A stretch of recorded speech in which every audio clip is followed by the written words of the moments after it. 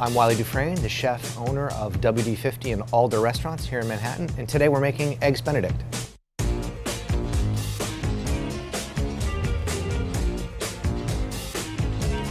First thing we're gonna do is we're gonna crack our eggs into anything really, because that's gonna make getting them in the water much easier. We're gonna bring the water up to a boil, but then we're gonna take it off the heat before we put the eggs in the water, because we do not want our eggs to be rubbery or to overcook. If you add a splash of vinegar in there, you're gonna get a little bit of help giving your egg shape. There is a possibility if you put too much vinegar in there, it could actually make the outsides of the whites almost begin to get a little bit leathery, and then you also have to be aware of it contributing flavor. We're gonna remove it from the heat, and one way of helping cool the water down is to spin it slightly. That's gonna help drop the temperature a bit. And I do think a little tiny bit of motion is helpful to keep your eggs from touching each other, and it will also help the whites sort of wrap around. But you don't want a crazy vortex. So now we're just gonna go ahead and slide our eggs in one at a time. You wanna get right up to the water. You don't wanna drop, you don't wanna plop.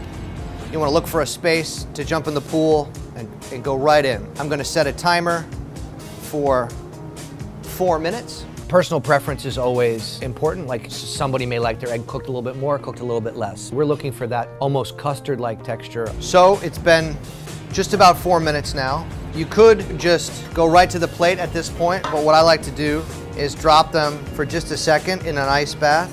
And that's gonna allow us just to clean it up for a second. This is mostly for presentation. If you leave it in the ice bath for any longer than a minute, I would say go back into a warm water bath. Otherwise, you're just gonna be serving not very hot egg. That right there is a pretty nice egg. The hollandaise is a little bit less forgiving because it happens much quicker and it's happening at a higher temperature. We've got 4 yolks. We've got just a squeeze of lemon. We're gonna take pinch of salt. We're just gonna whisk that up, and we've got half a pound of butter. Again, we're cooking eggs. We wanna keep in mind that we don't want anything to get too hot.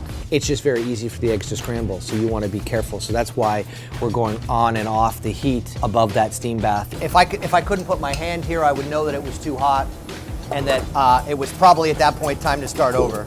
I like a nice, firm, stiff hollandaise, so we're gonna take these eggs as far as we can before we begin to incorporate our butter. It's really getting thick, almost beginning to ribbon.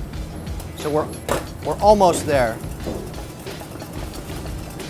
So we're just gonna begin to add our butter a little bit at a time, put it back on the heat. If you dump all the butter in at once, you run the risk of overloading the emulsion, and it could potentially break. So we like to add it maybe in thirds so that you don't run the risk of it splitting. Again, we're checking our pan is not too hot. At this point, our butter's fully incorporated, and you could stop if you wanted. This is a perfectly respectable hollandaise at this point, but I'd like to see it get a tiny bit thicker.